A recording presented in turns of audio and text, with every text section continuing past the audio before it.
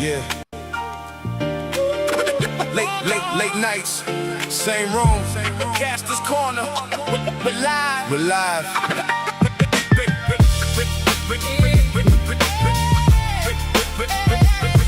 Yeah. We're live. Caster's Corner. Back when the shelf was a thought in my head. Before the price talk, before what was said. Before the grow up, before they all dip. Before the love turned to what you could flip. Same space, new lens, I adjusted the view. Seen the hype come and go, seen what it do, so moved on. Some lost what was real, I stayed right here. Had to see how it feel. Corner live, yeah, we back in the room. Say it in the chat, let me hear it from you. Why you collect, what it mean, what it do? We don't chase hype, we just stay on the truth. Caster's Corner, yeah, I see you show up. Same love, new lens, yeah, we building it up. Share the joy, never mind what it costs. If it's real, let it stay. If it's not, let it go. Yeah, now it's less about the shelf, more the reason behind. What you kept, what you left, what you chose over time. Connecticut to Philly, Long Island we know. Seen the culture shift fast, seen the noise get loud. Everybody got a tape when they chasing the crowd. But I'm right here steady, never moved off track. If it don't feel real, I don't bring that back. Built this slow, now I stand on its own. When you step in the room, yeah, you already home. Corner live, yeah, we back in the room. Say it in the chat, let me hear it from you. Why you collect, what it mean, what it do? We don't chase hype, we just stay on the truth. Caster's Corner, yeah, I see you show up. Same love, new lens, and we building it up. Share the joy, never mind what it costs. If it's real, let it stay. If it's not, let it go. It ain't what it's worth, it's what it mean to you. Not the price on the box, it's what you've been through. Different paths, same spark when it start. Yeah, we all came in with the same heart. Caster's Corner, corner, corner. Oh, Caster's Corner. Yeah, we're live, we're live, we're live, we're live. Hey, oh, yeah,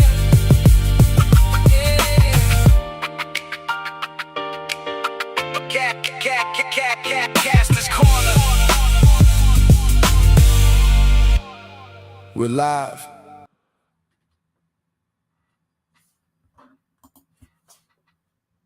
Hey everybody, welcome to another Saturday night show. Thank you guys for watching. We're happy to have you here. What do we have for you tonight? We have I don't know, rival, enemy, friends, everything in between. The start of this relationship, I'll call it, is one of the most contentious ones I've had in the toy world. But like it's all in fun because we've been doing this for so long. We've actually started about the same time. So without further ado, my friend and longtime rival isn't the right word, but like person I kind of bounce off of a lot, Brian from Fanboy Factor. Hey, thanks for having me. Yeah, no, thank you for jumping in. Yeah, My pleasure, man. We had a last minute cancellation, and you reached out, and I'm like, I'm booked out for a while. You wanted me on, and I wanted to have you on, and then something opened up, and I'm like, oh, how about this Saturday? And it worked out. So, So what's up? What's new? How you doing? I'm doing well. The site's doing well. I've shifted my focus. I'm trying to educate people more. Yeah, I'm still dealing with the PR stuff, but Yes, I figured, yeah. I still do the PR stuff, but it helps a little. But I'm enjoying putting, in my spare time, putting together like videos, trying to educate people. I did a 5-part documentary, if you want to call it that, about the birth of comics, doing with a 5-chapter series with each part being a different era. So you had Golden Age, Silver Age, Bronze Age, Dark Age, and the Modern Age. So what's the Dark Age? Dark Age is kind of they consider that like when Watchmen and Batman, Dark Knight kind of came out, and they were kind of more on the tail end of it. But when things really started with the Bad Girls, Sin City, things like that. Okay. Yeah.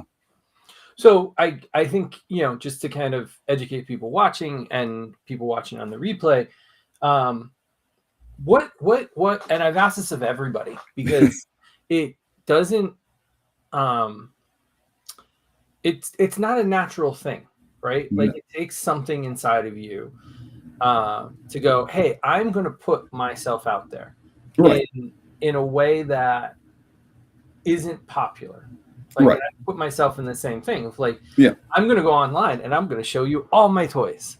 Like, like that scene from Thor Ragnarok where Executioner is like, this is my stuff.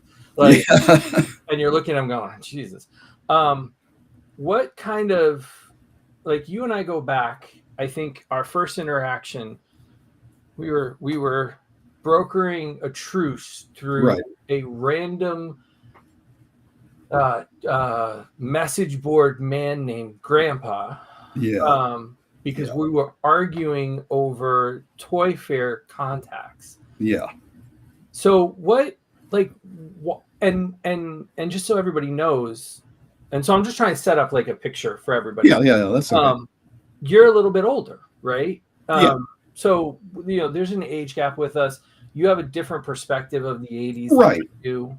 Yeah. I mean, you have this love of the 80s, but I was getting into my I was teenager then, so I don't have the same. I can appreciate it, but I don't have the same love. My love is more towards the 70s because that's when I grew up. Right. But then to go, and so for me, I look at it and go, you and Jesse, the old man in the comments here, that this one who's been on a few times, you guys have a different appreciation for that period, but you both ended up with us, right? Like with us 80s kids going to Toy Fair, going to New York Comic Con, covering these things. So I think the question I want to ask is like, what, and I don't know if I've ever asked you this or if I did it a long time ago, what made you say, hey, I want to go report on the news? Because it wasn't something that everybody could do or did do back then. No. I mean, my site started off as wanting to just be a rant site and, get out all my anger and stuff. And I did that for a little while. Then I started making people reached out asking me to advertise stuff. And the next thing I know, I'm trying to find PR people and working with them and just for the comics. And then that led to the toys and the TV shows and the movies. And with the toys, it was mainly the licensed things that were coming out, mainly, the Marvel stuff, Toy Biz, DC Direct stuff. And it just kind of branched from there. And, I first saw, I was doing my site for a couple of years and I saw people going to Toy Fair. I was like, why can't I do that? So I started doing it. And, when it was over in, part of it was in the toy building, part of it was in Javits Center. And I just kind of liked it. And I just, started adding toys more to my site, doing reviews on that and stuff. And when did you start? Do you remember what year you started? 2016. No. 2013. No. Was it earlier than that? I started in 2006, buddy. 6. Then all right. It had to be around the same time. Okay. It had to be. But your first Toy Fair was around that time too, right? A couple of years later. I couldn't get in. They were giving me a hassle. Okay. And it took 2 years after I started my site to start going. Okay. And then, fighting with, the various companies to actually be able to see their stuff, which was a lot of fun. But that first one was very entertaining because I got to, DC Direct and just being with Jim Fletcher. Yeah. He was amazing. Even though, I'm this small site, he made me feel special. And the only other guy who did that who was doing the DC video, the DC movie videos was Gary. And he's the only other, between those two guys, they really made me feel welcome in this like huge pool that was there. Yeah. And so, yeah, no, it was a very different world because it was, and I think I've talked about this on other shows. It's like you rush around. Yes, he does. Oh, wow. You rush around and you're trying to take pictures and you're trying to talk to people and write down your notes and capture things. And it's like, you got to have a camera and you got to have a recorder and you got to have all these other things. And then you got to rush home and try and get it up first. Yeah. And get it up. And it's like, you got to make a gallery, you got to make a website, you got to put it. And like it's so different now. Like when I go to shows or when I've done stuff in the like last year, it's like I just take my phone and an extra battery. Yeah. And like that's all I take with me. And I started taking mics with me, but I still haven't used them yet. Yeah. And so it's one of those things where I'm just like, how different it is to go to, these events now. It's, I mean, I remember carrying around so much stuff. It was just like your bag is so heavy, but that first toy fair is just, I had like a small pocket camera that I was using and that was my camera, Yeah. But the other thing that was funny is just you look at how other people are doing things and you're like, okay, I got to upgrade this. And then next year you come back with something else and then you see somebody else have something else and you're like, okay, I got to get that. And next thing you know, throwing a couple $1,000s at electronics and stuff just to keep up with the Joneses. Yeah, no, it is. It's like DJ once brought a gimbal to one of the shows, right? Yeah. And I remember it was the funniest thing. We're in the waiting room and he's showing it to me and he's all impressed and he's all excited about it, right? And then we get into the room and it's a roundtable interview with Hasbro at New York Comic Con one year, right? Right. And all of a sudden, they've all got the same gimbal around the table, right? And none of them worked because they didn't relabel them like DJ's gimbal, or it's just like, TVC gimbal 1. And so they don't know which one to connect to. So they couldn't use them. They're all just sitting there like with these things that are dead and just like they were so defeated. It was one of the funniest things I've ever seen in my entire life. And I just looked at DJ and I go, okay, well, I'm just going to do this with my phone. Fletcher and DC Collectibles crews were fun when Kevin was there. Yep. Those were really fun. Kevin was great too. Yeah. Kevin was great. And Zach at Diamond was just they all did such an amazing job at promoting their stuff and talking to us, because we were not only covering this stuff, but we were fans. Yeah. So our perspective, I think, was important to them. Right. And it really was. And just, the level of respect that we got from them was so nice. They could see, that our true interests were not just trying to one up somebody. We were really interested in what they had to show. Yeah. And we did a good job covering it. We not only did it, but we bought the product, because I remember when we started, we weren't offered samples. No. At all. It was unheard of. And we always were like, hey, if you ever get, if you ever want to send these out, if you ever have extras, like, take them. And I remember getting into the DC Arkham line late in the game, and I had a Joker that broke. Right. And I couldn't return it because it's a comic book store, and they're just like, you're, dumb, you shouldn't have opened it, is what I was told. And I emailed Kevin, right? And I just said, hey, if there's anything you do to help, it's hard to find this one. This was before they had re-released it.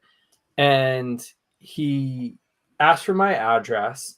And about 2 weeks later, I got a package in the mail with a very nice note saying, sorry, we didn't have any Jokers, but he sent me a Nightwing because he knew Nightwing was my favorite. Nice. And it was like one of those things where it was like, you know, you got those notes from Zach, you got those moments from DC Collectibles. You had relationships. Yeah. With, like Hasbro. Remember when Joe and Vonner and but Joe was running the PR, right? And who was working with him? Oh God, Justin and Joe were running PR. Yep. They would just come up to me and be like, "How's your day? How's your life? How's everything?" Like it was like it was like seeing old friends. It's just Yeah. like toys didn't matter. It was just, how are you doing? Yeah. What's going on in your life? Yeah. And they didn't have to, right? They No. just met us. They were new. So it was such a different atmosphere for us because I don't think they knew, like, their advertising for their product was print at that point. Right. And the rules were changing for how you can advertise. Like Right. cross sells on the back of the packages were going away. Yeah. Commercials are going away. Yep. Posters that showed like this is what we've made, those also started going away. Like Right. So this idea of like creating a collection and trying to make people collectors was getting harder and harder for good reason, right? Like Yeah, it makes sense. But at the end of the day, it like they needed a new outlet and we gave them an outlet. Yeah. The only problem is once they figured out they could do it themselves, they were like, "See ya." I think that's one of the reasons why I gave up on Toy Fair. It was just like I've gotten so sick of. I mean, the Hasbro reveals are great, but seriously, you got to do it right before Toy Fair and cut us off at the knees. We've been promoting you for how many years, and you do this to us? You couldn't wait till after the show, or give it to us. It's tell us we're going to premiere these at 1:00 on Friday. You know, you can run this at 1:02 on Friday afternoon. Right. Yeah. And all of our normal readers would get it. They would start. I think what really pissed me off and really set me off was I remember 2020, which was my last year at Toy Fair. Or no, I went the year that they came back in October. It wasn't the same. No. But I remember we were in the theater at One Time Center. Right. Or whatever it was at the Times Square at the time. Times Squares, yeah. Yeah. And we were there and they were like, you can live tweet about things, but you can't take any pictures in the theater and you can't do any video in the theater. Right. And we're like, all right, fine. And then all of a sudden I looked down at the person sitting in front of me who was MCU Collector 24. I think it was his first year at Toy Fair. Right. They were live streaming the panel. That was for us only. And I was like, wait. So we can't take pictures, but I understand it's your product. You can live stream it, but like, why'd you invite us to the room? Like, why are you making us sit here? Let us go down to the showroom and take pictures of the actual product. Why are we sitting through this presentation? Last year, I mean, Lego freaking last year, we had to sign an NDA. Couldn't talk about anything in the room, and they walked us through and was just like, okay, what am I supposed to do with all this information now? Yeah. Thanks for nothing. It's why are you bothering doing press appointments if we can't say anything? Yeah.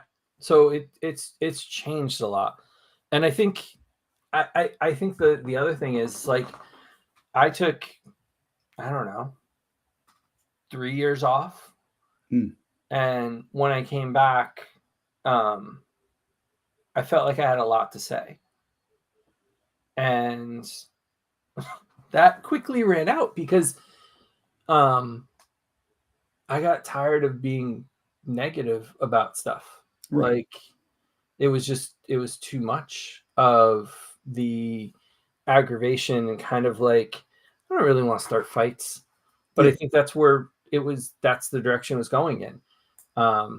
And so like I've been enjoyed doing these shows and I've been trying to take pictures, but like I can't find the new angle. I think you found your angle. you've been doing a lot of education stuff, and I think that that's been really good. But I've been struggling creatively to find the new angle to share my perspective.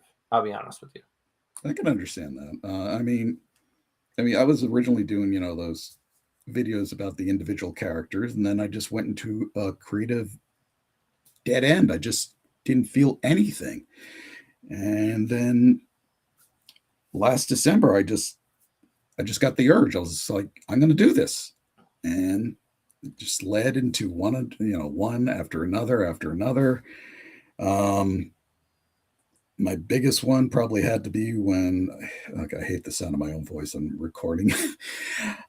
Most of my stuff is narrated. I have a narrator, a good friend of mine who does the narration. He's got a better voice than me, I think. So he does all my narration. But I wrote a video essay on why I felt Zack Snyder didn't understand Watchmen. And I was objective. I didn't. He doesn't understand comics. No. I mispronounced some names. I admit it. But the feedback was like 50-50. A lot of people, 50% agreed with me. 50% were just like, oh, you're nuts. But I got a couple weird comments like, dude, you got to find another AI voice to do it. And I'm like, okay, I know my voice is bad. I didn't think it was that bad. I got like 3 comments on me using a different AI voice. And I'm like, what the hell? Yeah. I mean, it's gotten to that point where if they don't see you, they're going to assume that you just put it in and you're right. And it had it, how to do it. In all fairness, I was very monotone and just, I don't know. It's like I read the script several times. I thought I was ready, but when I recorded it, I thought I was doing a good job and didn't really pay attention until after it was live. So, yeah, no, that's happened. I mean, I've put up videos before that I wasn't happy with. The thing I've thought about it though is like I just keep throwing stuff at the wall. Yeah. And hoping that something sticks. And I don't have the nice thing is I don't feel like I have the pressure anymore. I'm not on PR lists. I'm not going to shows.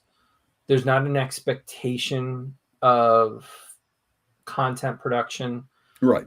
And so for me, it's like if I feel like it, I'll post something. If I don't, I don't. I think I started out with like a competitive mindset. Okay. Which was one of the things that drove me in the relationship that you and I had, which was like, how do I do it? Like, I think that's just my nature of like, there's a certain point where I want to be on the team. And then there's a certain point where it's like, I want to be the captain of the team. Right. I understand that. And the two of us both wanted to be captains of the team. Oh, God. And I watched some of our friends pinball back and forth between the sites in different ways and competitively. And it's one of those things where I'm like, I like not being in that competition mode for the most part. That's how I feel. I mean, yes, I still do the PR mainly on the comic stuff. If there's stuff that's adjacent, for the most part, I'll do that. But there is still a lot that I'm just like, nope, I don't cover that. It's not my demo, not my demographics, and I won't do it. But I just started, like you said, I found my niche, which is the educational aspect of it. And I have such a passion for comic books, and it's just, I want to share this love with people. I'm tired of the stereotypes of people always thinking it's always people in spandex. And it's just like, there's so much more. There is. So I asked you before I bought one of the recent books. So I just bought Absolute Batman, right, The Zoo, and I'm halfway through the book. And so far I like it. Okay. I am getting older Yeah. So I have to read it in a well-lit room. Oh God. I have to have a reading light, and take off my glasses to read it. Because I haven't like focused in that way in a while. And I like it. I'm worried.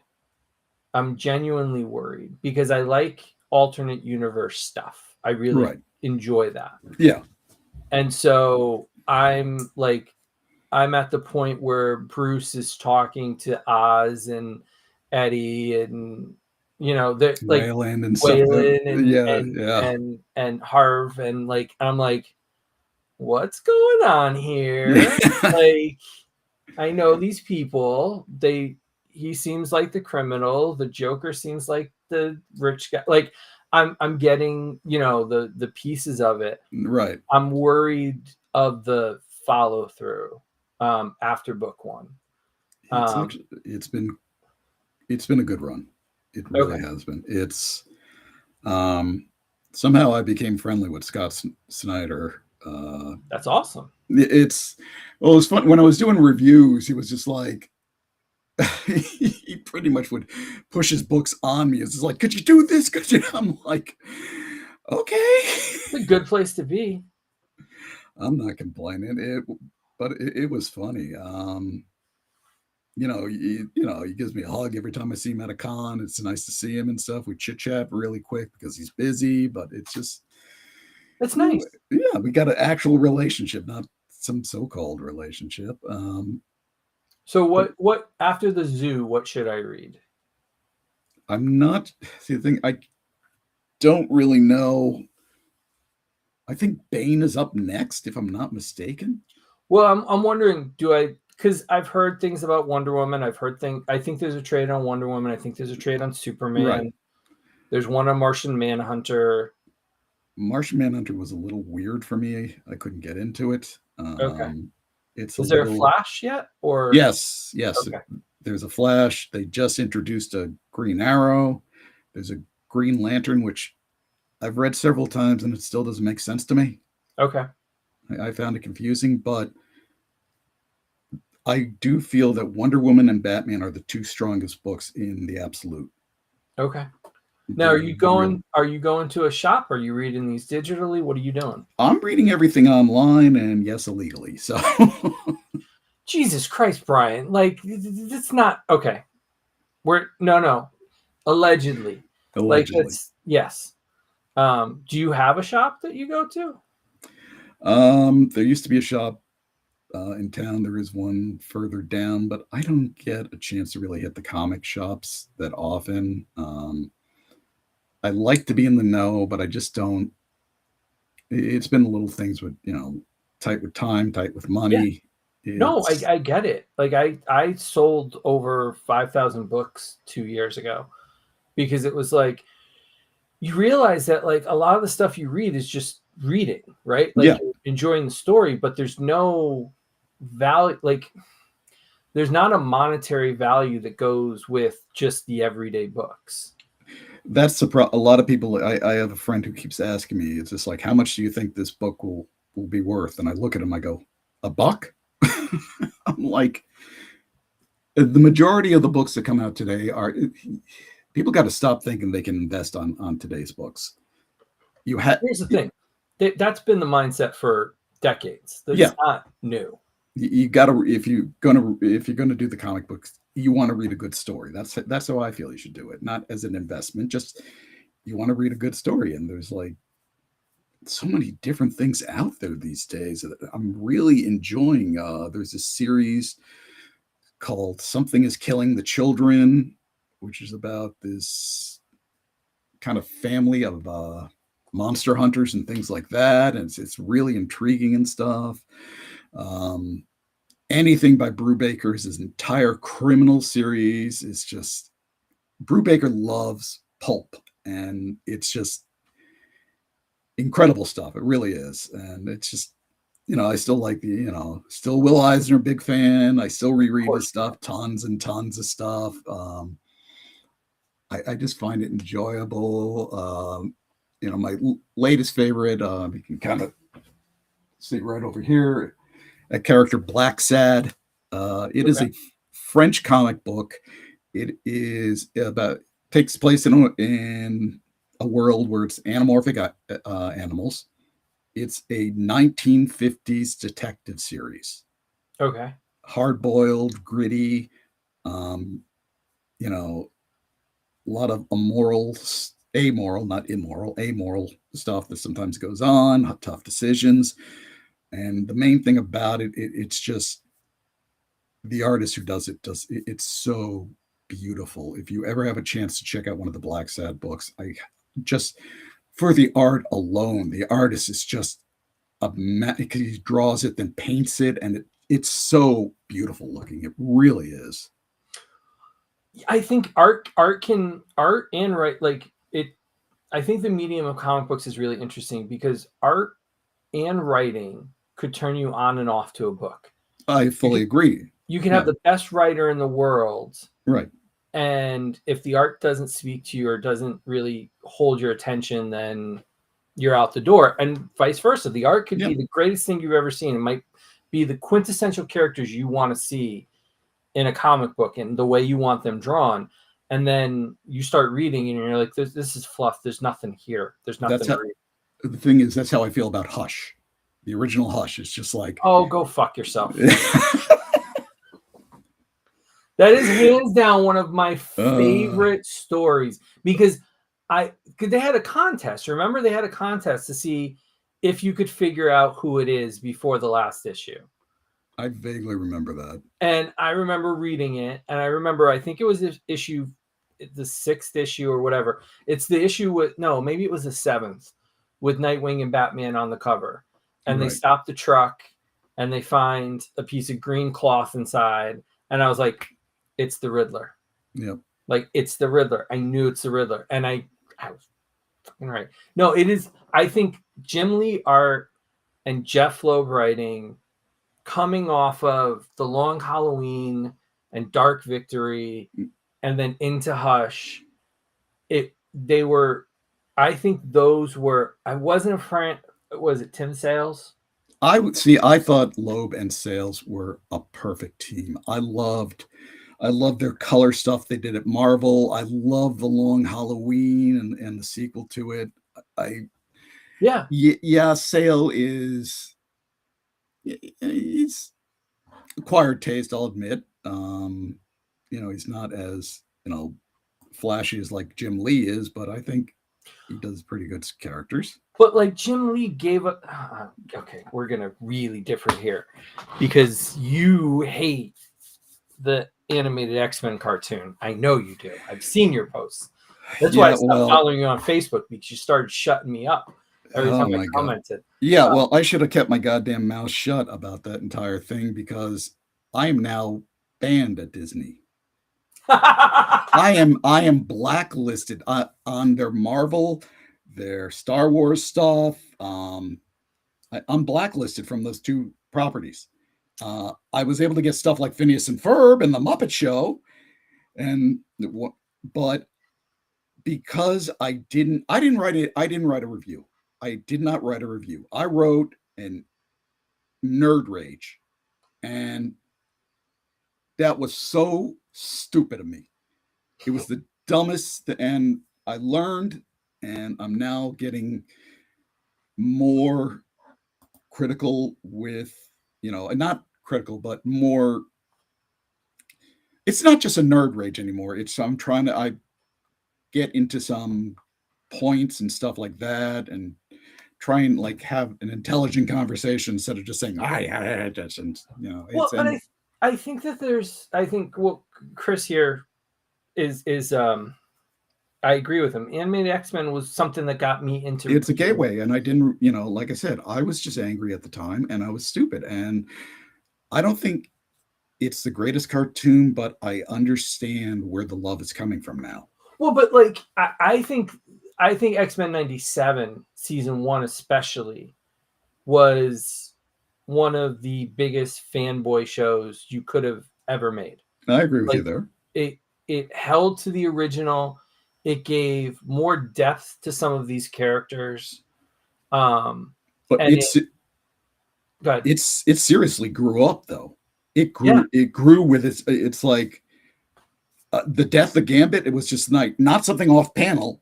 Right. You saw something go impale him literally, and I'm just Yeah. like, oh wow. And it paid the homage to those of us who grew up in the 90s. Yeah. And these, the video game episode Jubilee was a direct rip from the X-Men Sega Genesis game. Yep. And like they had all these little things that like, and he would give you homework every week. I'm so sad that Bo DeMaio isn't part of season 2 and I don't know all the ins and outs, and nobody ever will. Right.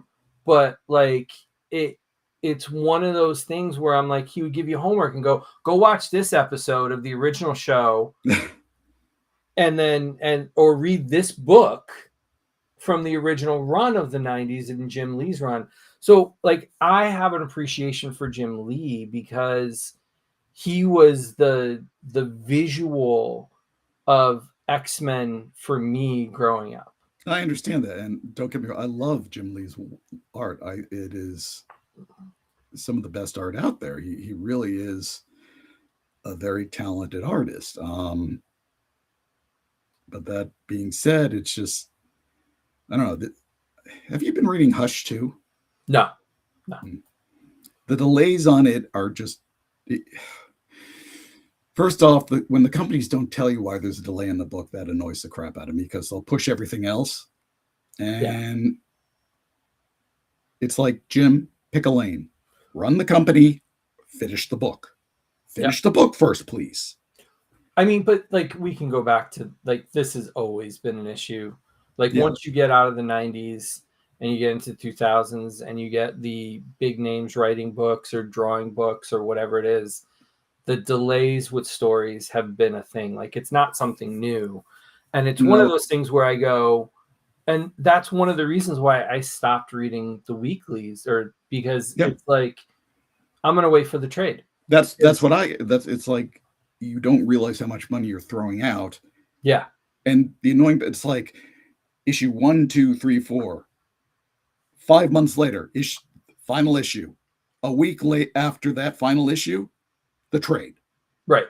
It's like, what the hell, man? Well, but then I don't have to remind myself what it is. I can spend a week reading it. Like I got it on Tuesday. I think I started reading on Wednesday. I'm halfway through the book. By next week, when it's time for me to go to the store again, I'll be ready for the next, whatever I want to read next. I think it's just a sign. Like well, you also got to see. I don't know if you've noticed this, but a lot of people are jumping ship when it comes to Marvel and DC. Yeah, they are leaving. They not now, but like 2 years ago in droves. Jeff Johns of all people, who I thought would never leave DC, left. Yeah, I was like, wow. Well, and I don't know enough to speak about it because I just heard about it this morning. But I guess there's a boycott on DC this week over representation in writing and art and characters. That is true. I want to know more about it before I speak about it. So it has to do with the lack.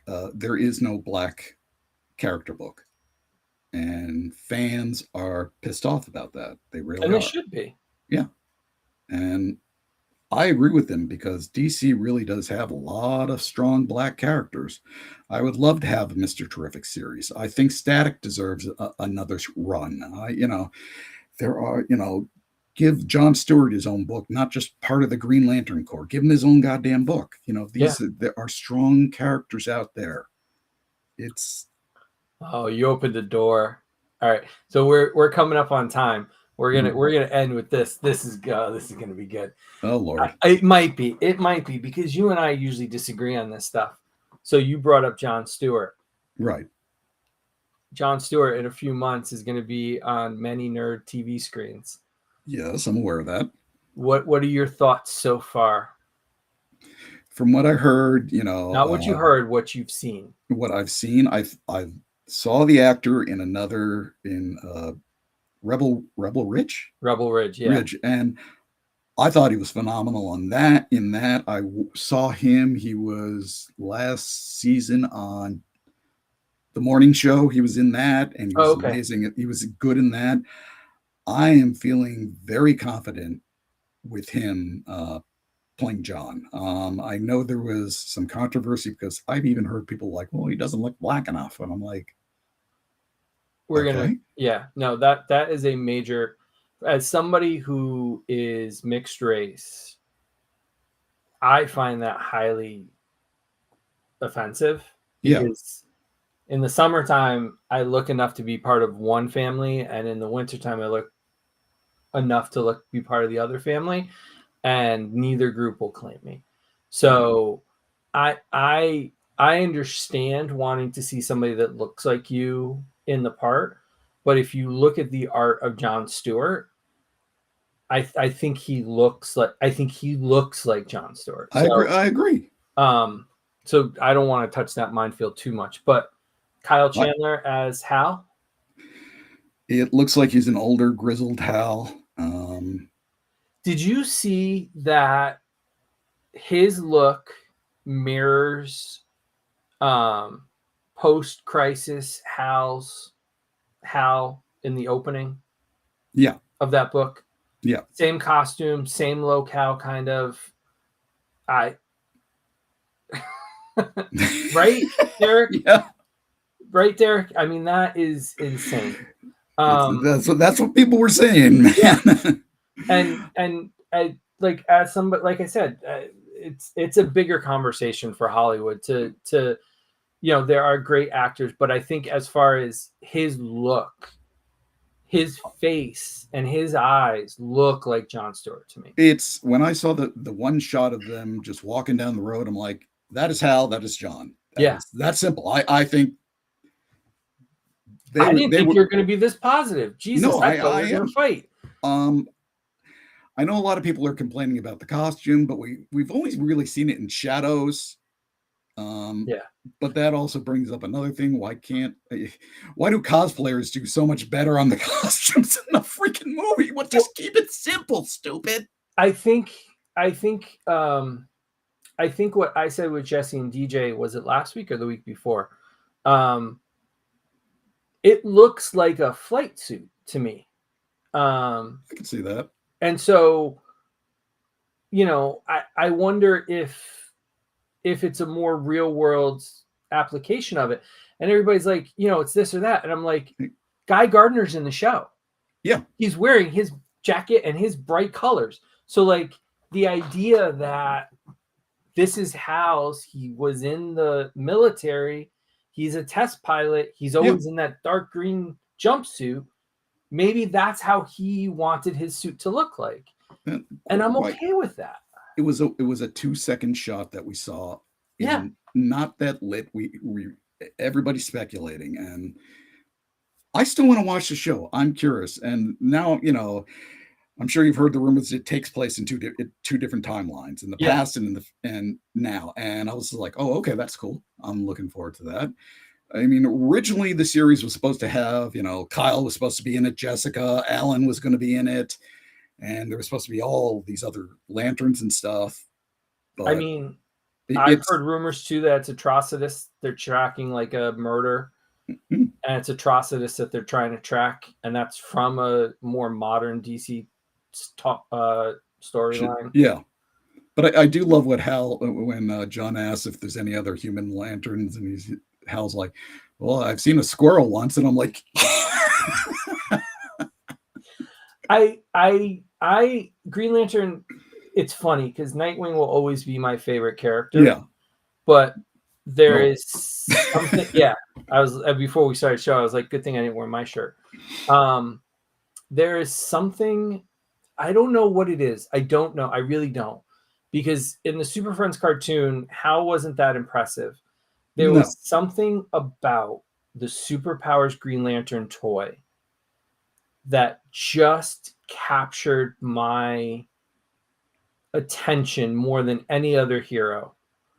And from that moment on, like, Hal Jordan and the Green Lanterns have been my favorite world of superheroes. Nice. Like, I love Spider-Man, I love Batman, I love Nightwing and Robin, I love that whole thing.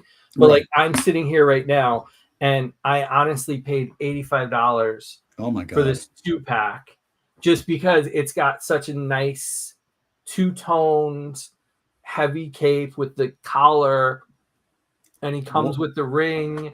And What hand is the ring on? For him, Yeah. it's on his left hand. Good. Because the first run of it, they put it on his right hand. And Alan is a lefty. I found the where they got the idea from. It was one of those dark multiverses, what if type things they had with the Justice Society. Yeah. And I was just like, the artist kept drawing the ring on the right hand. And I'm like, they got it exactly. And it even looks like the same art if you compare it. And it's just like, I was like, you stupid idiots. My only criticism is they gave him like a move the cape. They gave him more of a translucent lantern. I wish they had given him more of a classic lantern. No, I understand that. I get that. I mean, that small detail doesn't upset me as much anymore. I mean, you can, enough people got 3D printers or SD storefronts. You can get what you need. Well, the funny thing is, when I sold all my, when I went on a tear and pared down stuff, I sold a lot of my DC Classics line. But I sold only the figures. I kept every accessory. I've got the DC Classics lantern that I could use if I want to. So nice. Yeah. So that was the thing. They're like, "Oh, we want the accessories." I'm like, "Yeah, no." I'm like, "I'm selling loose figures. You get the figures. Deal with it. Like, you want the lantern, go buy it somewhere else." No, I did not think we were going to agree on this. Jesus. Okay. No, it's changed. Wow. You haven't caught Spider Noir yet, right? No. It's on my list, but I want, like, next weekend. I've got some downtime. The show is very good. Did you watch it black and white or color? I had to watch it in black and white. I studied film. I got to watch noir in black and white. That's just me. But when I wrote my review, I put on there, and I had 3 paragraphs on it. I cannot recommend the show because they didn't include one Marvel creator. Not one. Not Stan, not Steve, not the people who came up with the concept of Spider Noir. There are no thank yous at all to any of the comic creators. And I'm like, in the credits, anything? Nothing. I watched those credits about 5 times, slowing them down to make sure I didn't miss anything. They left them out on purpose. Did they think Lord and Miller at least, or not? Nope. It's messed up. Okay. So I didn't say I never said in my review to ban it. I said I personally cannot recommend it, and this is my reason why. Can I ask, did you watch now I lost my question. Did you watch any of the other Sony Spider-Man movies? Craven? Yes, they had the credits in them. They really did. All right. No, I'm just curious because it's Sony, and so I wonder if they did it. But it's not like so. Chris, so that's modern Disney. So Chris put this up. The thing is, it's not Disney. It's Sony. Yeah, this time around. This is all Sony. That's why he's not Peter Parker. He's Ben Reilly. But it's not just Sony. It's also the producer of the show. For the producer not to act like he created this and not other people is just bullshit. I'm sorry. Yeah. Well, and so I know that, like, I don't know if this has been in the trailers and stuff. So like there's Electro and there's Sandman, Tombstone, yep. Black Cat, Yep. So are those characters? What am I trying to say? So they couldn't use a lot of the stuff that they had wanted to use because of the Marvel deal.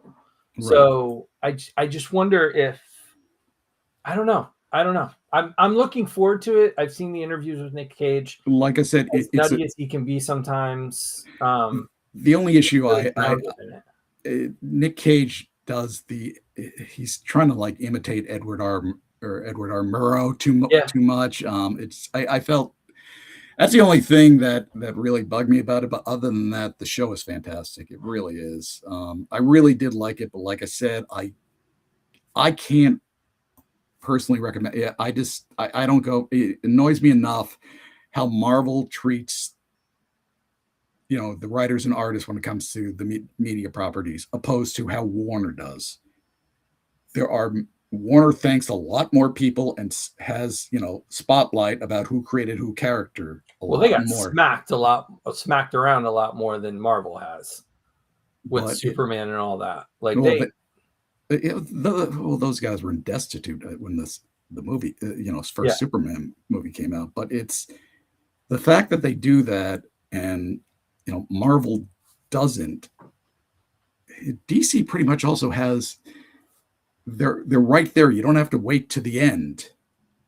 So yeah, I am losing battery power out a lot. Okay. No, we're good. I was gonna say that's all we gotta go. So thanks for joining me. I think we have a lot more to talk about at some point. Yeah. And we'll have you back maybe later in the summer and the fall. Sounds great. Talk about stuff. So tell everybody where they can find you. What do you got going on? What's coming up for you? You can definitely always find me on fanboyfactor.com. If you're interested in some educational videos on like where comics came from, the different eras, maybe, didn't know about some movies that were based on comic books, go to my YouTube channel, which is also youtube.com/fanboyfactor.com. All the links to all of his stuff are down below in the description. JQ's here. He said it wasn't so bad. Few episodes in color, a lot more amazing details in color. Okay, that's fair. That's fair point. If it's good enough, I might watch it both ways. We'll see. Although Amazon charging for commercials is pissing me off too. Yeah.